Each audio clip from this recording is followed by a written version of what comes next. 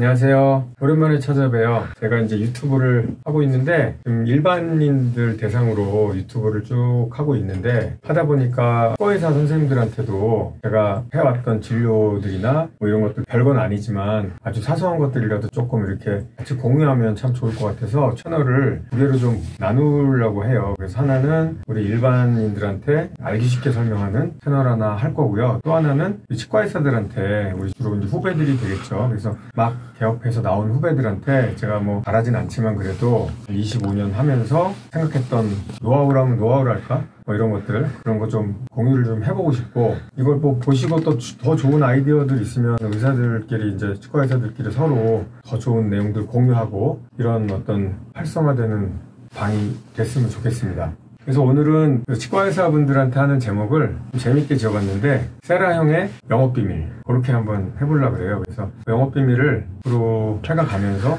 하나하나 까드리도록 하겠습니다. 뭐 내용 중에 많이 한 내용이 최소삭제 라미네이트 뭐 이런 내용도 했고, 망치질하는 방법 뭐 이런 거 많이 했는데, 최소삭제 라미네이트를 제가 하다 보니까 자연스럽게 에나멜 접착에 대해서, 에나멜에 뭔가를 접착했을 때 굉장히 안 떨어지는구나. 저는 이제 보철을 수련했기 때문에 사실은 뭔가 크라운을 만들든 인네일을 만들든 잘 안 떨어지게 하기 위한 프랩 방법, 유지력을 개선시키기 위한 그런 것들을 굉장히 관심이 많았고, 뭐 어렸을 때 공부는 대부분 그런 공부를 했었죠.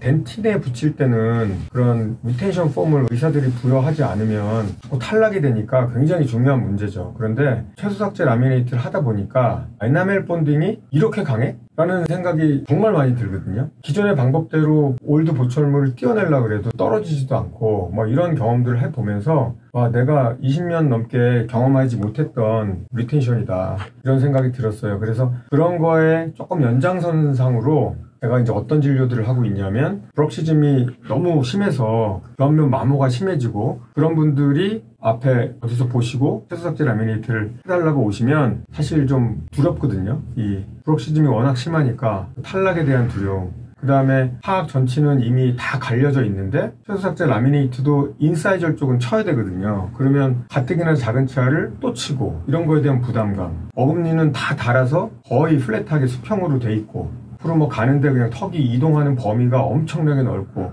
이럴 때 굉장히 두렵고, 그래서 이분을 그러면 교합을 좀 높여서 이분도 원래 길이대로 좀 높여주고, 하악 전치부에서도 공간이 생기니까 굳이 인사이저를 많이 안 갈아도 이쁘게 나올 수 있다라는 생각으로 전악 보철을 한 4년 전부터 조심스럽게 한번 해봤어요. 임상가 중에서는 뭐 새로운 게 있다 그러면 조금 도전적으로 좀 해보는 편이거든요. 근데 그걸 할 때 이제 주로 지인들을 활용하게 되죠. 그래서 제 후배, 내과 의사인데 후배가 브럭시즘이 너무 심하고 이가 닳아서 그 친구를 해주면서 제가 자신감을 많이 얻은 것 같아요. 그래서 요즘에는 많이 하고 있는데, 우리 친구들이, 동기들이 그런 얘기를 하면, 야, 그 어금니에 붙인 거 안 깨지냐? 최소삭제 라미네이트 오케이, 그건 알겠다. 에나멜을 붙이니까 뭐 안 떨어지고 요즘에 많이 한다며. 우리 병원 근처에는 미용치료 그렇게 원하는 사람도 없고 그래서 관심 없는데, 어금니 쪽 붙이는 거는 적게 갈아서 좋은데 그거 안 깨지냐? 이런 얘기를 제일 많이 해요. 깨질 수 있죠. 깨질 수 있고, 저도 제일 그게 사실은 걱정이었고, 그래서 여기저기 문헌도 찾아보고, 연세대학교 나왔으니까 연세대학교 지금 현재 교수님으로 계시는 분들이 제 동기들도 많고, 그래서 많이 자문을 구했는데 정확한 대답을 듣지는 못했어요.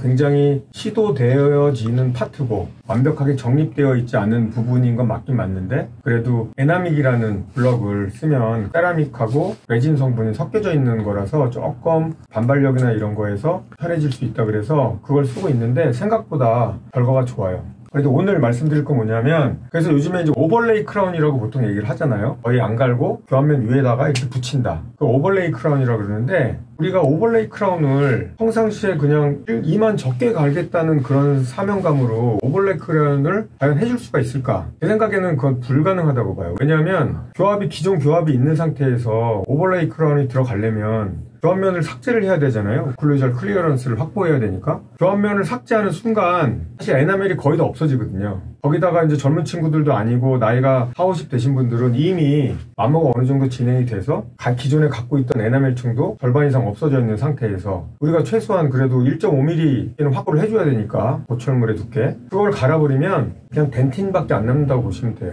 덴틴에다가 그냥 이렇게 붙여서 그게 붙어 있는다고 말이 안 되죠. 다 떨어지고 말 거예요. 그래서 이 컨셉은 에나멜을 붙이는 게 일단은 메인 컨셉이고, 에나멜이 있는 상태에서 붙일 수 있는 케이스는 수직 고경을 전체적으로 올리는 케이스 외에는 사실은 불가능해요. 적게 갈고 오버레이 크라운, 뭐 요즘에 이제 우리 최신보에서도 가끔 이렇게 그 모양으로 광고 나오는 것도 있던데, 사실 전악을 하지 않는 경우에서는 우리가 할 수 있는 케이스가 아주 원래부터 그냥 언더바이스로 있었다든가, 한 치아가 앵킬로시스가 돼서 못 올라왔다든가, 이런 아주 제한된 케이스 외에는 우리가 해볼 수 있는 케이스가 많지는 않을 것 같아요. 제가 지금 말씀드리는 거는 브럭시즘이 심해서 많이 갈려있고, 그래서 7번부터 7번까지 치아 14개를 전체를 다 올려둬야 될 때, 사실은 그래서 오늘의 킥입니다. 이게 영업비밀인데, 14개의 치료를 다 한다는 게 굉장히 공격적이고 모험적이고 환자를 사실 따라오게 하기도 어렵죠. 예전에도 있었던 컨셉이었어요. VD를 올려서 뭔가 개선한다는 뭐 대체의학 쪽도 있었고, 저는 뭐 그쪽으로 많이 심취해 있지는 않지만 버티컬을 올리는 게 좋다고 인정을 했다 치고, 그러면 버티컬을 올리는 방법론적인 면에서 크라운밖에 없었단 말이죠. 거기서 저는 그 수단이 선택할 수가 없었어요. 대부분의 치과의사들이 선택을 못 할 거예요. 멀쩡한 치아를 갈아서 수직고경을 좀 올리기 위해서 다 갈아서 크라운을 씌운다? 이거는 우리나라 국민 정서에도 안 맞고 치과의사 정서에도 사실은 좀 안 맞는 것 같아요.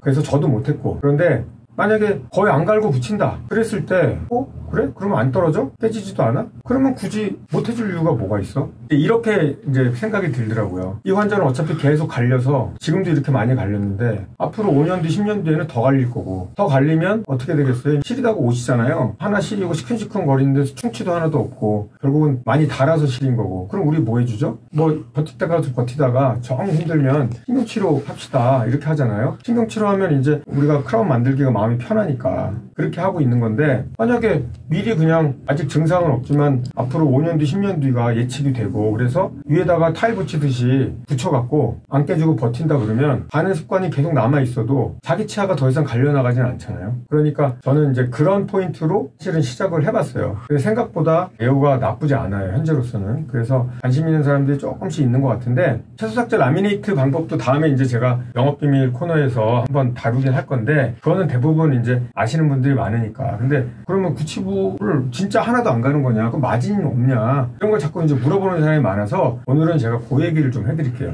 이 하악 대구치를 제가 그냥 멋있도록 그냥 그린 거고요. 보통 이제 버칼이고 여기가 이제 링구얼이라고 생각을 하면은 이렇게 보통 프록시말에서 보면 보이죠. 그런데 문제는 이 위에 이제 버티컬을 제가 여기까지 올릴 예정이다, 이렇게 가정을 하면은 여기서 삭제를 하나도 안 하고 그냥 만들게 되면은 이렇게 만들어지게 되겠죠. 이런 식으로. 문제가 뭐냐면 버커링구얼 테이블이 굉장히 작아져요. 커스프 팁에서부터 연결한 이 버커링구얼 테이블, 이 테이블이 굉장히 작아지기 때문에 저작 효율도 떨어지고 모양도 완전 뭐 이상해지고 안 돼요. 그래서 최대 풍부부터 시작을 해야 됩니다. 그러면 최대 풍부 버컬은 여기면 여기서부터 여기까지 다 갈아야 되는데, 이렇게 생각하시면 할 필요가 없는 게, 왜냐면 여기서부터 이렇게 나가기 때문에 이 위치는 사실은 거의 삭제라는 게 없어도 돼요. 그러면 우리가 이제 어떻게 삭제를 하냐면, 여기가 우리가 마진이라고 생각을 하면은 우리가 여기에 요만큼만 바로 홈을 내는 거죠. 그렇게 하고 이쪽에서부터 이렇게 나가게 되는 거죠.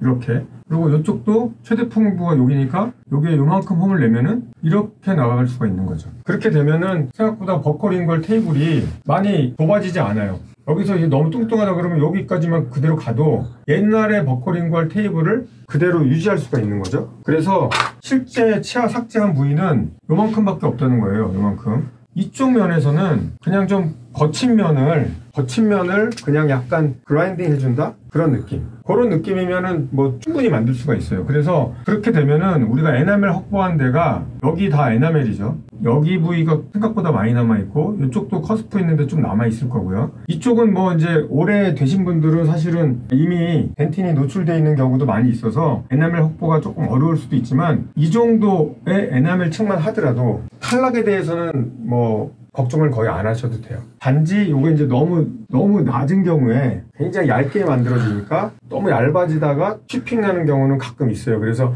높이만 조금 더 확보를 해줘서 우리가 수직 고경을 어쨌든 올리는 건데, 여러 가지 방법을 통해서 이제 고경을 올리게 되거든요. 그 부분은 굉장히 좀 주관적이기도 하고 또 노하우가 있기도 하고 그래서 따로 제가 한번 또 기회를 마련할게요. 그래서 수직 고경 올리는 거 굉장히 중요하고 그 다음에 양쪽의 좌우 밸런스를 맞추는 게 굉장히 중요해요. 제가 이제 해보니까 우리가 고철을 했지만 고철을 해서 모든 치아가 다 잘 닿게 그러면 뭐 100점이죠. 근데 현실적으로 우리가 기공 쪽에서도 받쳐줘야 되고 여러 가지가 다 이제 스텝이 100%로 완벽하게 되지 않으면 그게 이제 정확하게 안 나올 거고 입안에서 그거를 다 닿게 조합 조정한다는 게 의사 선생님들 다 아시겠지만 보통 힘든 게 아니라는 것도 아실 거고 그래서 사실 6번 치아가 키팩터라고 보시면 돼요. 전체적으로 올렸지만 다 내가 닿게 하기 힘들다 그러면 최소한 6번은 아주 제대로 닿게 만들어 주시면 절반의 성공이다 이렇게 생각하시면 될 것 같고 오늘은 요 오버레이 크라운을 어떤 식으로 만드는지 요 마진에 대해서 간략하게 설명을 드렸고 제가 이제 워낙 게으르다 보니까 사실 쭉 유튜브 전에 만들어 놓은 것도 그렇고 일반인 대상으로 한 유튜브는 댓글을 제가 거의 확인을 잘 못했어요. 그냥 찍어만 놓고 그래서 저에 대해서 욕하는 사람도 있을 텐데 뭐 욕을 하든지 말든지 전 뭐 본 적이 없어서 그런데 요거는 이제 치과의사 대상으로 제가 하는 거다 보니까 댓글을 조금 챙겨 볼게요. 그래서 궁금한 거 있으시면 언제든지 댓글 남겨주시면 제가 요거는 이제 통을 해서 알려드리고 그런 비슷한 질문들이 많으면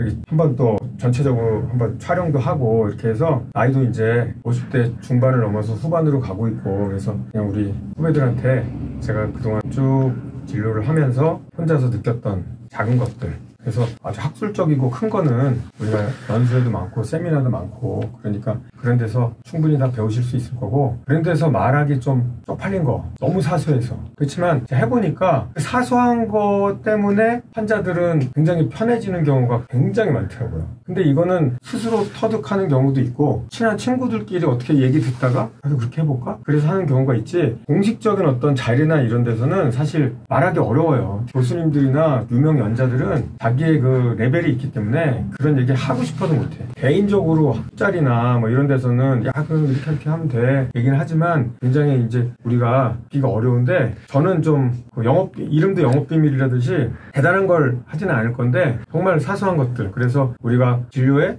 정말 팁이 되고 도움이 되고 진료에 도움이 되면 결국은 환자들한테 당연히 더 좋은 결과가 가게 되는 거잖아요. 그래서 그런 도움을 조금 드리는 채널로 한번 이제 해보려고 합니다.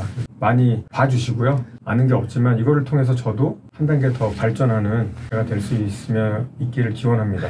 얘기는 여기서 마치고요. 다음에 또 뵐게요. 안녕.